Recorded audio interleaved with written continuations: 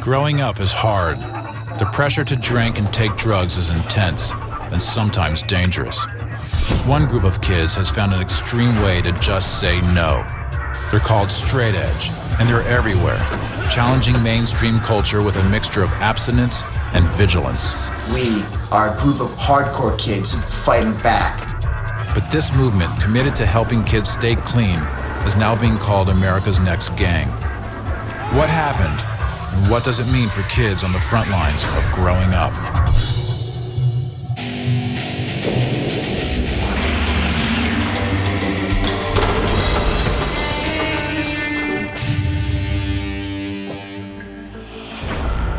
You're an American high school student. Chances are you've tried alcohol, cigarettes, drugs. You're not alone. 80% of high schoolers have tried alcohol. 70% have smoked cigarettes. And almost half have used some sort of illegal drug. It's a youth epidemic, but you have a choice. You can join Straight Edge, a movement built around 3 simple rules. Don't drink, don't smoke, and don't do drugs. Straight edge is everywhere. It's in every small town, it's in every city, it's everywhere. I think straight edge is a reaction to a perceived out-of-control world. It's them taking a stand against a culture that they feel is shoving drugs and alcohol and tobacco products down their throats. In schools and neighborhoods around America, Straight Edge has become something more. A community, a way of life, and to some, a militant-styled menace. What is Straight Edge? And what does it mean for kids today?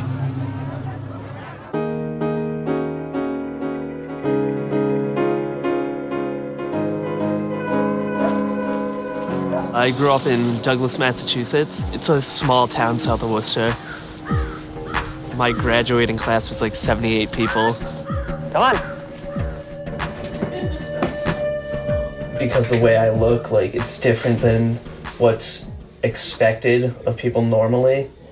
So that just by the way I look, people are gonna be like, oh, you're different. People, they don't get why you don't want to drink, why you don't want to smoke, why you don't want to be like everyone else. Pat Crane, a 19-year-old college student in Massachusetts, has made what he calls a positive choice for his life, and he is doing it with a group. Together, these friends help one another resist the drugs and alcohol that have become an accepted norm of growing up. I was at school last year, and like the whole first week, it was like kids just like sitting there drinking in their rooms. Like I'd walk in, like try and hang out, and people would just like stare at me. I used to do drugs in high school. I was pretty heavy into it. I used to like deal drugs and stuff. And then I found Straight Edge, and I'm a completely different person. This tight-knit group is how they each found and keep their straight edge beliefs. But they are not alone. They belong to a worldwide movement whose numbers have never been counted. Today, the movement is gathering outside Boston. It's a sort of unofficial straight edge holiday called Edge Day. Edge Day is just celebrating the edge at this time every year, being proud of who you are. This celebration happens without most of the usual paraphernalia of a party. That's what makes it straight edge. And all you have to do to join is claim your affiliation. There's no straight edge recruitment office or membership list. You can't look up straight edge in the yellow pages and then find your local chapter and pay your dues and suddenly you're straight edge. But to be involved, really all you have to do is make that claim, and make that claim for life. In this world, codes and signs have big meanings. For straight edge, it's the X. A simple, singular icon. What began as a way of identifying underage kids at shows has become a mark of pride for straight edge. At Edgefest, it's all about the X. Check, check! We are first!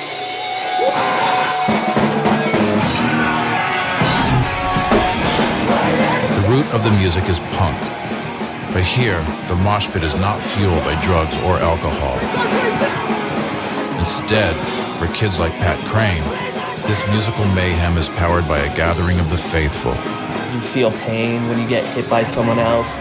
You feel exhilarated when you're climbing on top of other people, and you know you're part of something that not everyone can be a part of.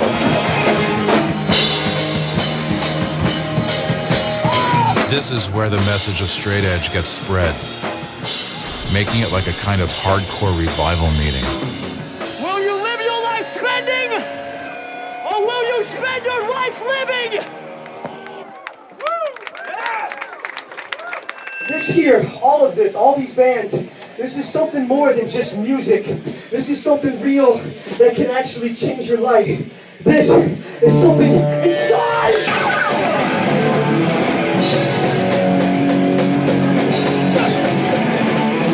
It's a positive message, delivered in an intense medium.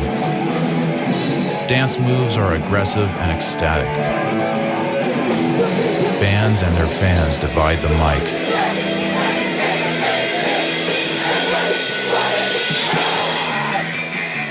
Most of all, it's a place to release the pressures of being young. It's a positive way to get out your violence, get out your feelings. You're not in your normal phase of mind. You're just having fun. You're letting everything out. It's good. I'd probably be crazy if I didn't go to shows.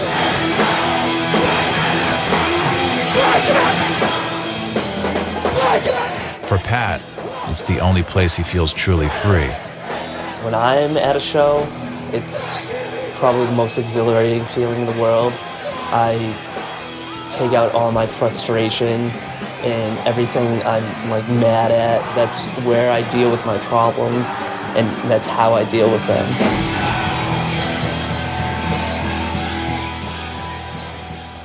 Buy it for me, I'll get it. You either buy it for me or you don't.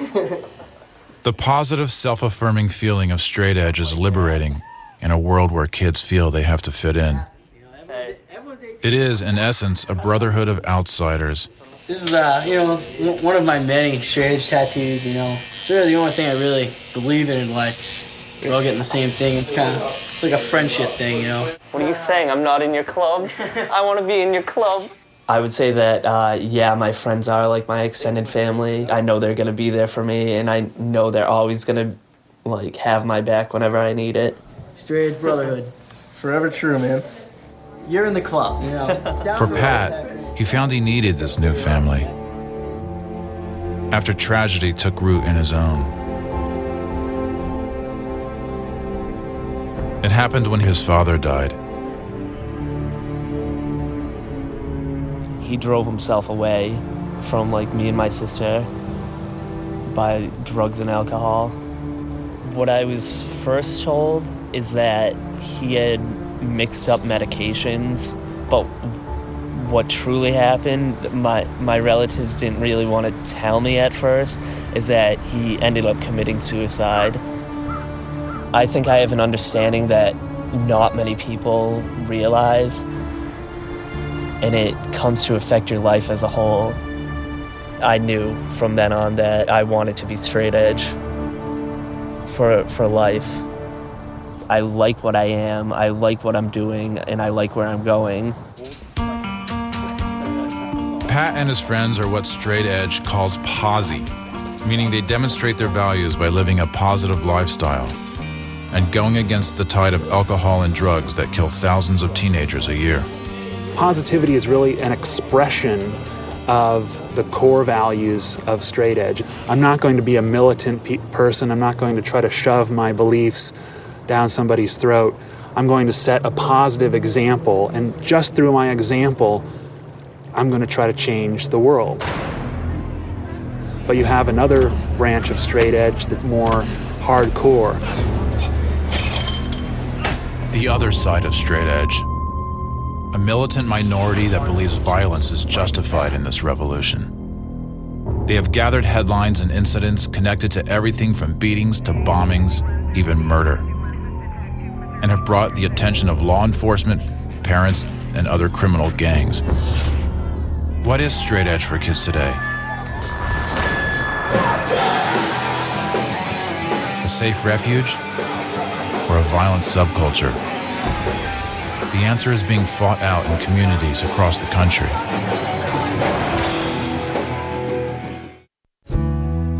At Boston's Northeastern University, a group of straight-edge college kids are gathering for a weekly meeting. They call themselves Hammered, and they are a campus-wide organization that provides alternative ways to have fun without getting drunk.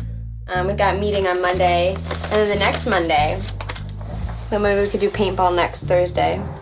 And I would like to try to do a ski trip sometime too. I've been wanting to do that.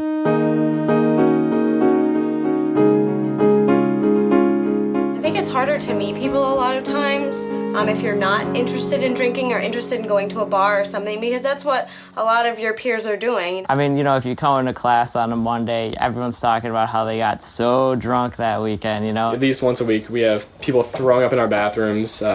Last night, a girl got taken away by the ambulance, and she's probably still in the hospital. In today's world, the pressures of being young can be overwhelming. Getting drunk, getting high, and losing control is the accepted norm. This is just ridiculous to have it be a normal, standard for everyday kind of, activity when it shouldn't be that way. Your focus could be on so many other things. It's definitely the social pressures are there, and you do feel like you're giving something up, but at the end of the day, I feel like I made the right choice for myself. It's nice to have somewhere to go when you're not drinking, you're not pressured. It's just nice to have a safe zone, which is what Hammered, I think, is. Hammered is taking a different route. While other kids are out drinking, Hammered plans activities to provide a cleaner way of having fun. Movie nights, hockey games, and wiffle ball, amongst others. But tonight, they're going old school. Tonight we're going bowling at Sacco's. Gonna do some can open bowling. What do you guys want to do for teams? You four. There you go. I wanted to start something new, and that's why I started Hammered, the show. Hammered was founded at Northeastern University by Ken Procaccianti. As it stands right now, in the youth culture, there really is no decision. It's either drink and do drugs and be accepted, or don't and feel alienated. So I came up with an idea for an organization called Hammered that would showcase people that were having fun and just happened to be doing it without drugs or alcohol. For each of them, straight edge has been a safe refuge. A place where they could still be cool, but do it on their own terms. Hammered as an organization has ambitions to spread to other colleges. It wants to be a new alternative, not just for straight edge, but for kids across America. The straight edge movement has drawn legions of mostly boys to its anti-drug and alcohol message. But to understand where it's headed, you have to look at where it came from. In the 1950s, post-war migration to the suburbs created comfortable middle-class communities whose values were conservative, stable, and square. Rebellion was almost inevitable. In the 1960s, a counterculture youth rejected their parents' values both politically and recreationally. It became an era of experimentation, especially with drugs. And you were either part of the revolution or you weren't. Drag it, man. Try anything once. Shake this square world and blast off for Kicksville. But the party would take its toll, and soon some kids wanted to try something else. In the 1980s, straight edge emerged as an appealing fusion of self-control and in-your-face protest. Yet it began by accident, from a single lyric by the band Minor Threat in 1981. The song, a declaration of an individual choice, lasted 45 seconds. But generations to follow would take it and make it their own. Straight edge really did emerge from one song that set out the values of straight edge, but it wasn't ever intended to be a movement. It must have tapped into something that was going on in our culture at the time, but it's contradictory in the sense that these kids are rebelling by living out what every middle-class parent's dreams are, in a sense, for their children. Inadvertently, a movement had begun, giving rise to a subculture. And almost inevitably, a militant arm emerged, in part because of the man behind this mask. We are a group of artists, ups, punk rockers, skaters, hardcore kids fighting back. We are your children raised on Ritalin and Prozac, biting the hand that's reared us.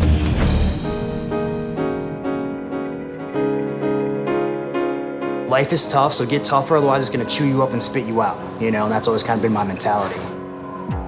His name, Elgin James. And in the early 90s, his stomping ground was Boston, Massachusetts. Elgin became straight edge at 13, rebelling against his adoptive parents, who were 60s activists and pot smokers. By 17, he had run away and was living homeless in Boston. Straight edge kept him off drugs, but it also became a means of survival. So lived right here, right on that second story up there. No heat, no hot water, no electricity. So this pretty much is where it all began. There used to be, you know, crack dealers on this street, you know, and that's when we started hatching the plan of, you know, how we were gonna survive. The plan was simple: steal what he needed from the criminals who dealt drugs in his front yard. I wasn't gonna victimize anyone innocent. My plan was to victimize the victimizers, which is how we started robbing drug dealers. It was the perfect straight-edge crime, buoyed by a kind of Robin Hood spirit. The money went to Elgin and his crew, and then to charities and straight-edge bands. It was a violent means to an end. Yeah, you know, my parents had marched with Martin Luther King, so they're pacifists. I got turned on to Huey P. Newton, Stokely Carmichael, and Malcolm X. But every kind of movement does have to have a violent side, because you realize pacifism usually doesn't work. In the decentralized, unofficial world of straight edge, Elgin and his friend John Buckley began building a more well-defined crew, one that went far beyond the goals and choices of kids who called themselves positive. They gave this new harder edge its own name, FSU. FSU stands for Friends Stand United, Forever Stand United, but it originally started as It Up. I wanted to be involved in a straight edge that had balls to it, which is hard as nails. It wasn't posy. It wasn't about community in the sense of like live and let live. It was, you're an army. This new straight edge army moved in on Boston's youth battleground, Lansdowne Street, where Elgin and John worked as bouncers at a club, and drugs, alcohol, and wild partying was the norm. So this is where we came to do the cleaning up. Basically, we were the ones that kept the sons and daughters safe, keeping the drugs out of the clubs. For straight-edge vigilantes, they were in the perfect position, beating up drunk kids and punishing the drug pushers. That's where many, you know, a drug dealer coming in, chances are he's gonna come on our radar all of a sudden, like, okay, that guy's got something up. We're gonna follow that guy into the bathroom. We're gonna smash his face into the porcelain toilet bowl. We're gonna empty out the drugs out of his pockets and flush them, and then we're gonna take his big bowl of, roll of cash. And then that's probably gonna last time you're gonna see the guy. There are two ways of doing things. They gave us what we wanted and never came back, or we beat them, took what we wanted, and just turned them over to the cops. That's it. And so few ever came back. This guy right here? Roll my ass.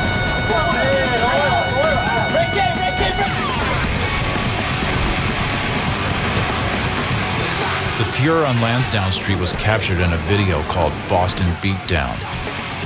Given nothing, we are taking everything, making this world a place of our own. Laced with interviews with Elgin, it's a kind of documentary on the state of American youth culture. The director, Ronan Morris, is now a Boston lawyer. The majority of the problems that were out there on the street were alcohol-related. But if you look a little further, what you're really seeing is it's American culture. It's, it's our society, whether you want to admit to it, whether you want to ignore it. The violence was meant to shine a mirror on the society they saw with straight-edge eyes. But it also brought attention, and worse, on Elgin and his crew. People call FSU a gang or say that, like I'm a gang member, like a violent thug. Like we don't deal drugs, we don't do drive-by shootings. It's basically just a group of kids looking out for each other and watching out for each other. That's just us in front of the rat years and years ago. A couple of them are in jail. And there are brothers that both passed away. Within exactly 2 weeks from one another. Yeah. I can't believe that a lot of us are alive is what it comes down to. And that's horrible for those of us that have passed away. But for a lot of it mostly comes down to like, wow, most of us should be dead. For Elgin, it was time to move on. I've done my time, I've done my thing. I gave a couple decades to this. And I'm still straight edge, still will always be straight edge. I'm not gonna kick in the door of a crack house anymore. My time with that is done. Elgin moved to Hollywood, and John started a poetry press. But what they started in Boston wouldn't just go away. The militant side had taken hold, and it was heading off to new battlegrounds. Looking back on it with 20/20 vision, yeah, it probably was eventual that somebody was going to end up getting killed. Its darkest hour was ahead. In the suburbs of Salt Lake City, not everything is what it seems.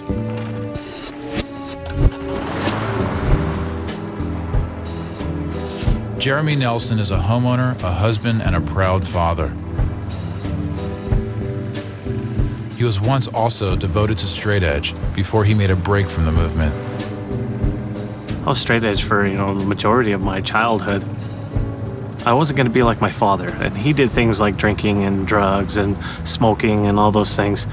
And I decided early on that I didn't want to do any of those. Jeremy got into bands and immersed himself in every aspect of straight edge.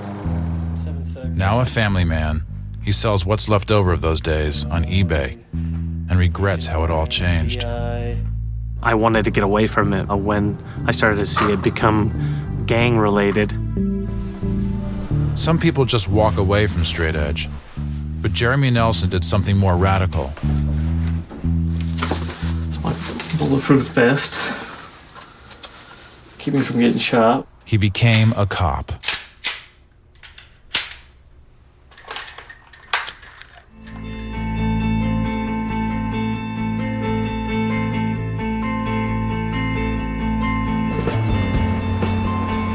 Jeremy's inside knowledge gets put to use every day, tracking gang activity. Recently, he stumbled on this abandoned factory where he found a version of a turf war. Graffiti that showed straight edge in a verbal battle with other gangs. You can see where some of the other gangs have tagged over it. They said drug-free. The other gangs will come in and say, you are fags. You can see the Insane Clown Posse stuff, weed is good. And this is kind of what fuels a lot of those battles between those two. Graffiti is how gangs claim territory and even send specific threats. And that is precisely the problem now. Whether or not a portion of straight edge kids think of themselves as gang members, if other gangs see them that way, they become drawn into the gang world. In the US, more than 700,000 youth are part of street gangs. And though Salt Lake City may seem an unlikely center for gangs, they've staked their claim here. Now, straight edge is one of them. When we were investigating other gangs and other crimes and stuff like that, the word straight edge would come up occasionally. We were wondering, well, who is this group, or what are they doing, or what is a straight edger? And they're saying, hey, look, we don't do drugs, we don't do alcohol, we don't do tobacco, we don't have premarital sex. But there was just something that didn't stick right in my mind, that this isn't just a typical group. Detective Brent Larson and Sergeant Stephen Woldridge investigated the violent acts that got the group in trouble. They tracked more than 40 violent incidents, including a mob attack, arson at a McDonald's, and the bombing of a mink farm. I think the biggest realization for me was probably about the time when they caught the guys, was he drinking a beer at the Salt Lake State Fairgrounds and busted a bottle and then tried to carve an X in this guy's back. That's when it was just like, whoa, these guys are really kind of out of control. Looking back on it with 20/20 vision, wow, yeah, it probably was eventual that somebody was going to end up getting killed. Someone did. His name was Bernardo Represa. He was 15 years old. Sergeant Woldridge took us to the scene of the crime, 9 years to the day after it happened. It was Halloween night. a Saturday night in 1998, we had literally thousands of people out cruising around. A group of 30 to 40 straight edge gang members and their associates were hanging out here in the street corner. Straight edge kids were yelling taunts at some of the passing cars, including one carrying several local gang members. The car stopped. Kids got out, and a punch was thrown that set off a brawl. Soon, it was 30 straight edge kids against 7. There was a stabbing that occurred over in that parking lot. The victim of the homicide, who ran southbound across the street, he was chased down by 4 straight edge gang members. He fell to the ground. He was struck several times in the head with a baseball bat, and then he was struck with a spring billy and stabbed. Bernardo Represa bled to death on the street. 2 straight edge teenagers were convicted in the killing. It was a rude awakening that a group not traditionally identified as a traditional street gang was involved in something as serious as this, that really was a wake-up call. For the first time in the nation, straight edge became a certified gang. Yet to this day, the Salt Lake murder is the only killing definitively attributed to straight edge. While alcohol alone is implicated in the top 3 causes of death for teenagers: drunk driving, suicide, and homicide. Had everyone gone too far?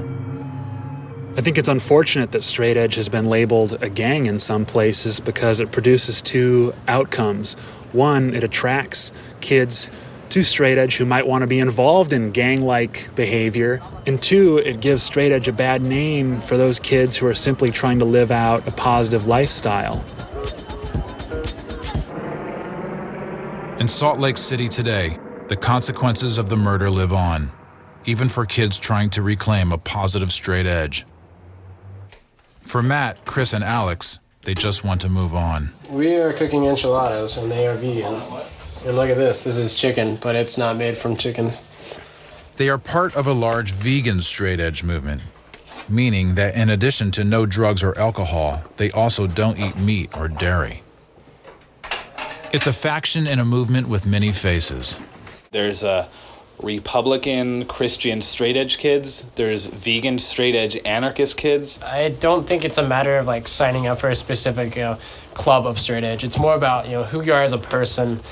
And straight edge is just a label. It's a lifestyle. Their vegan diet reflects an intention to do no harm to themselves or to the world, which in itself refutes the gathering image of straight edge as a violent movement.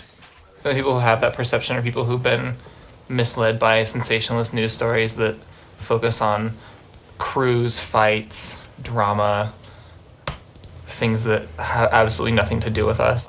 Matt, Chris, and Alex live their beliefs. They are anarchists who try to live outside the system. They squat in this abandoned building, avoid using money, and live off the grid.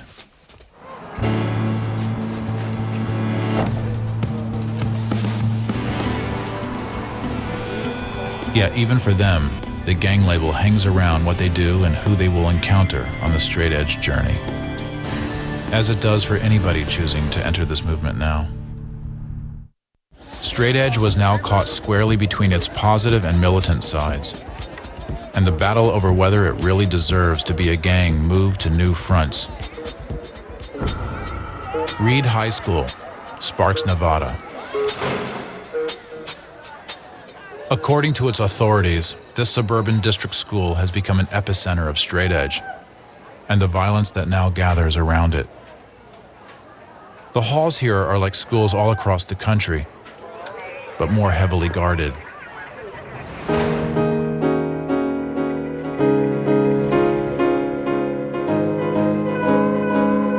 A vice principal of discipline and a contingent of full-time armed police officers patrol every day. Because we've had some shootings, you're looking at Columbine, you're looking at Virginia Tech, where you're seeing fatalities, that's a little scary. A lot of it is just being proactive and trying to be on top of everything. But what they are really concerned about is gangs. And because of dozens of incidents this year alone involving straight edge kids, They are watching the movement carefully. This year, it felt like straight edge was starting to emerge again. There started to be more problems. Literally, it was like an entire week or two of problem every single day. What will happen is they will get about 15 guys and circle around one, and then they beat up on one guy. And they usually don't just use their hands. It's usually, like I said, pepper spray, brass knuckles, and some sort of weapon. Hackbush and his officers patrol the halls looking for evidence of gangs, including straight edge.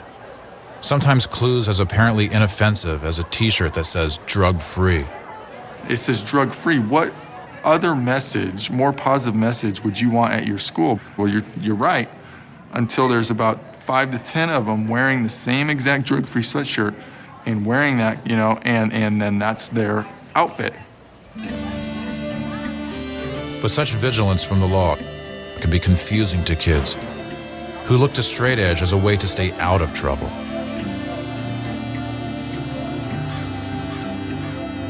On a quaint suburban street in Sparks, Zeke looks like an ordinary kid. A Reed High School junior, Zeke learned about straight edge not long ago, and like many kids, felt like he had found a home. It was really eye-opening when I found out, on the internet and stuff, that straight edge is all over. At first I thought, oh, maybe it's just Reno or something, and then I found out it's all over Boston and Salt Lake and everything. I found it's all over the world even. It meant a lot being part of something so big.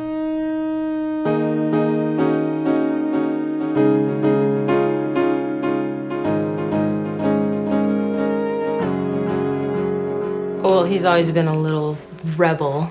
I guess not a bad rebel, but he's never been a mainstream kid because he thinks for himself.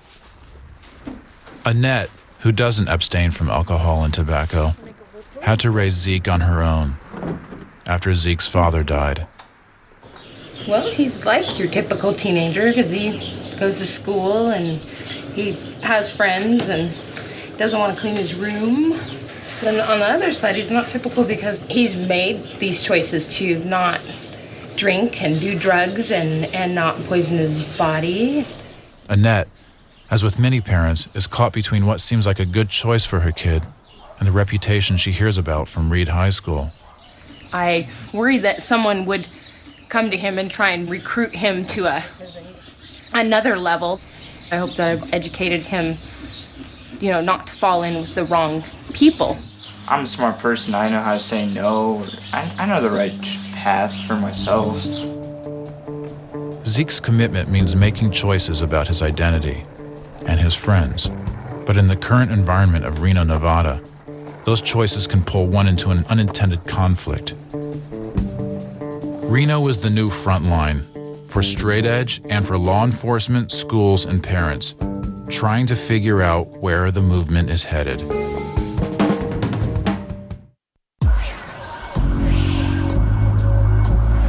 Reno, Nevada. 24-hour casinos, free-flowing liquor, even legalized prostitution. A modern-day Sin City. It's also a new front line for straight edge. Tony Battle, a tattoo artist and singer, helps keep guard. I do pretty much every straight edge tattoo in this town. But I just won't tattoo straight edge on anyone. If I don't know them, I've never seen them before, then I usually say no. I don't want to give them a tattoo that they'll eventually end up just mean nothing to them, scar their body with something they're not going to live for.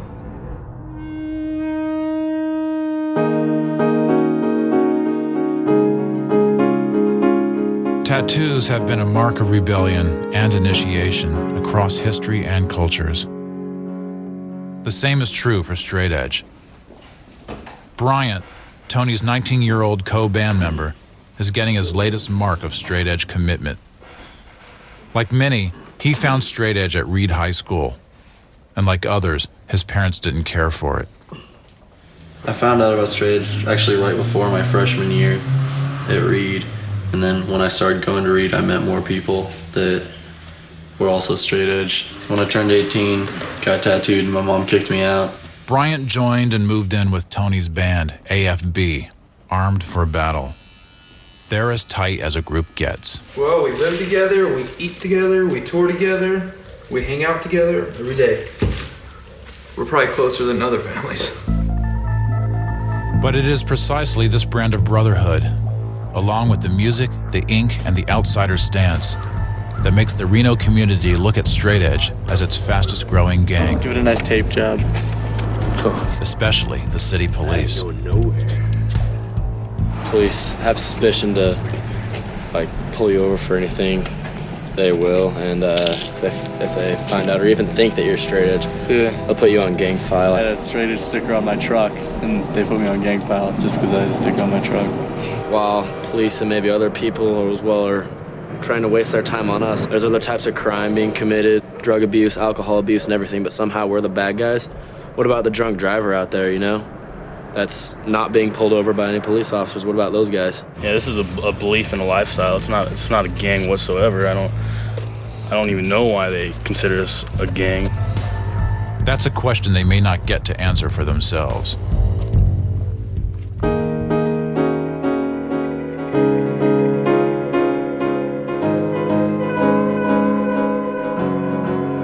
The Reno Gang Unit deals with many of the nation's worst gangs.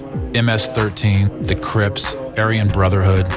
America has more than 21,000 gangs. We had Joker from MS was in there. But should Straight Edge be one of them? And if so, what are they capable of? It's a question they are still trying to figure out. This is just all the, stuff that we've accumulated over the years of dealing with gang members. Axes. The brass knuckles are really the big thing with Straight Edge to use in their fights. They started out with just, simple adolescent fights, meeting in a park and, just fighting. Where we actually started to get concerned is when they started doing the 6-on-1, where they would 6 Straight Edge guys and they would ambush a kid. Then, in 2005, an incident occurred that scared the police into paying attention.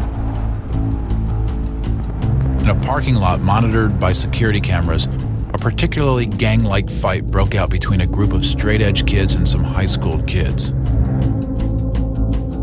They showed up at a local casino and beat a kid down and used a shovel on him when he was down on the ground.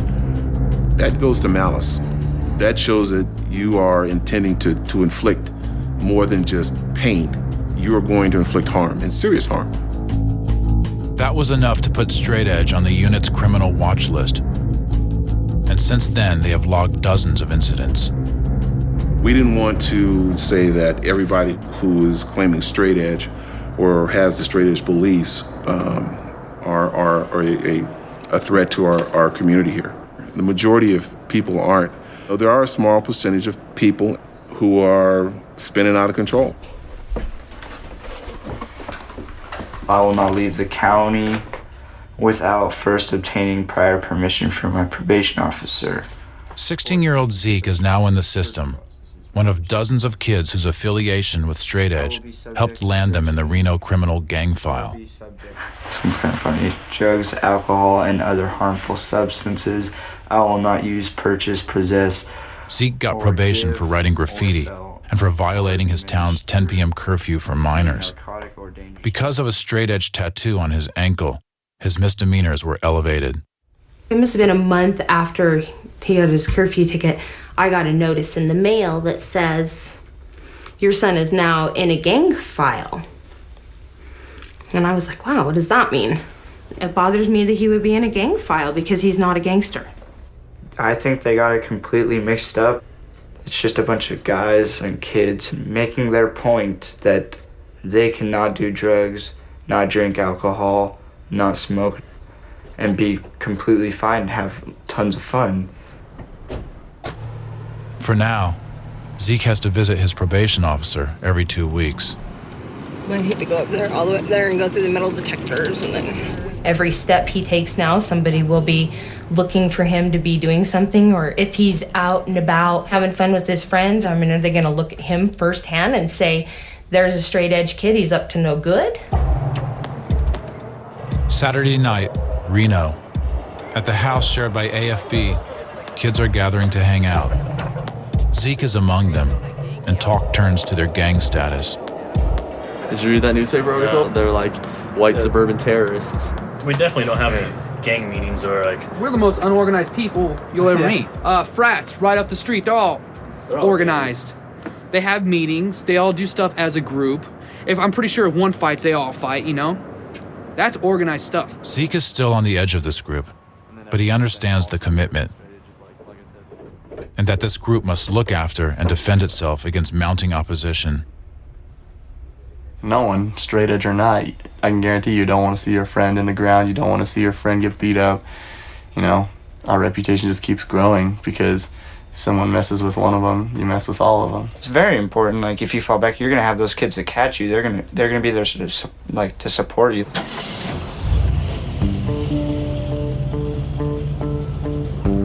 Tonight, like lots of kids around the country, they're passing the time cruising their town's streets. Nevada has ranked the nation's most dangerous state in America 4 years running, much of it related to drugs and alcohol. It's a fact that straight-edge kids see as typical of what they're up against. Reno is known for Gambling. Dead. Second highest suicide rate. A lot of drugs are done in the city. There's a lot of methamphetamine in the making. Every bad drug that you can think of is there. Reno's gang unit patrols are well aware of this. Officers Pat Blass and Mike Salerno cruise the same streets. It's a crossroads town, you know. But now, they also have to keep an eye on anyone who claims straight edge. It's validated as a gang, and often seems to act like one. Straight edge, although it is a great concept and it's a great movement and the ideals are good, you do have fanatics that take it too far. They engage in criminal activity like any other gang would, but they feel that they're righteous, and that's where it becomes convoluted. The cops accuse us of being violent people, but it's like our reputation grows out of defense for each other. It didn't start out like that. If someone's messing with one of our friends, you know, we don't want that to happen. Just like we're there for each other no matter what. You have to defend yourself. Like there's only so much one person can take, and sooner or later you end up defending yourself.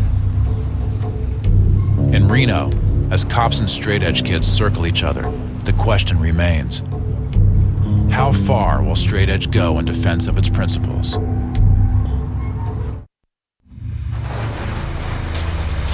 Tonight, in Reno, Nevada, a major hardcore show is bringing together local bands.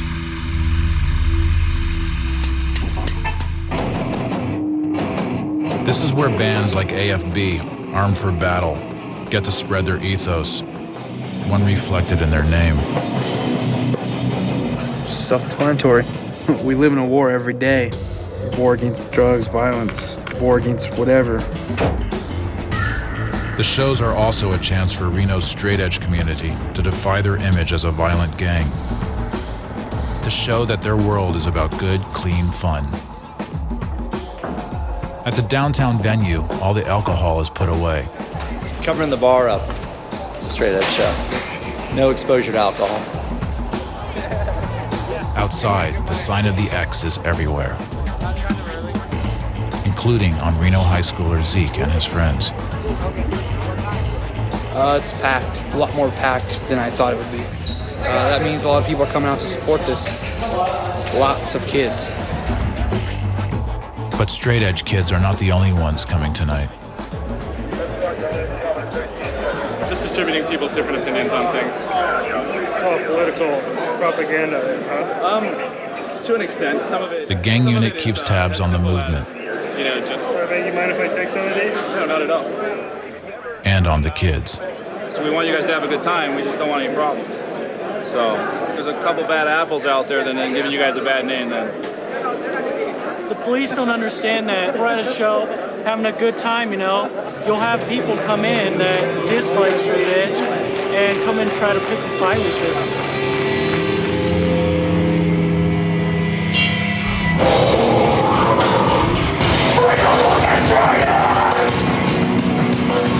Out here in Reno, the shows are more aggressive. Dance moves look like martial arts, and kids hide behind hockey masks, in part to protect their faces. Blood is drawn, but it's an accident, a casualty of the rough and tumble hardcore dance moves. Outside, more gang unit officers have shown up, including Sergeant Frazier. Just got a report. A young lady called and said she was being harassed by 5 females out in front of the business. These kids have been so well behaved all night. It's not, I mean, good. They're very in their element. Inside, the crowd gets unruly, but it's just for play. Part of the state of emotional release.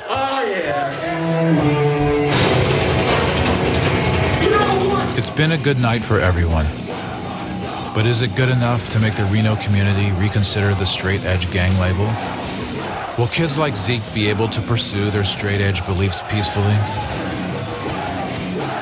Or will they emerge as violent antagonists in American youth culture?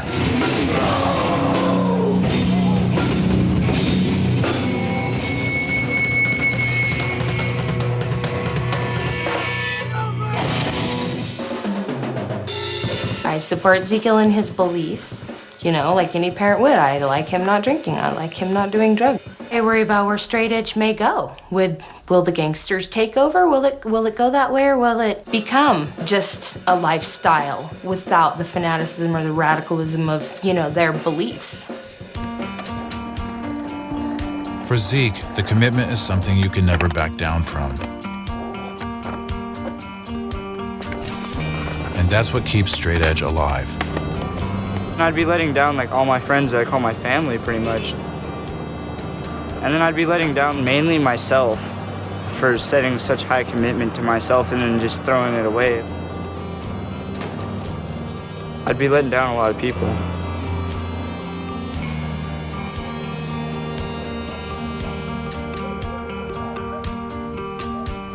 But the real future of straight edge will depend on who will choose to claim this identity.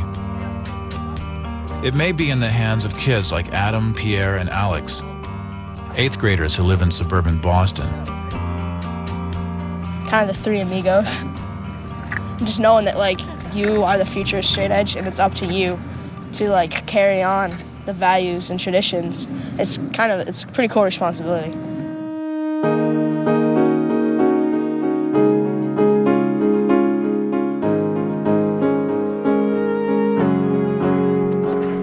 They already know that straight edge can help them navigate a tough world for American teenagers. A world in which the average age a boy takes his first drink is 11.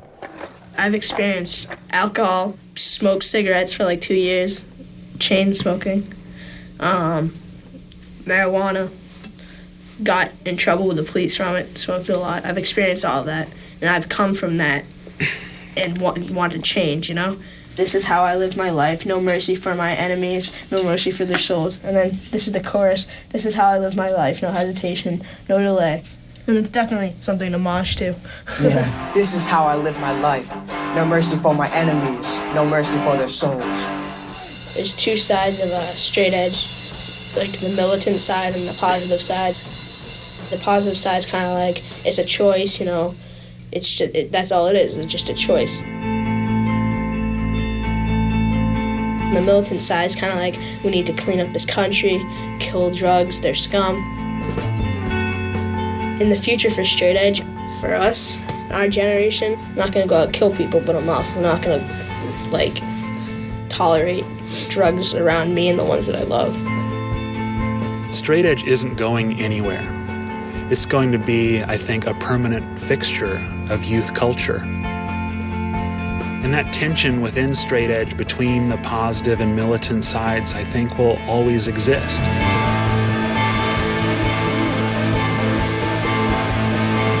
I think the problem with the struggle for the soul of what straight edge is or might be is that there's no answer.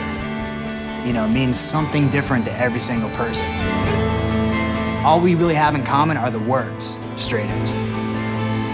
Just how straight edge kids define those words will determine if they will be just another problem or be part of the solution for kids facing an already challenging world.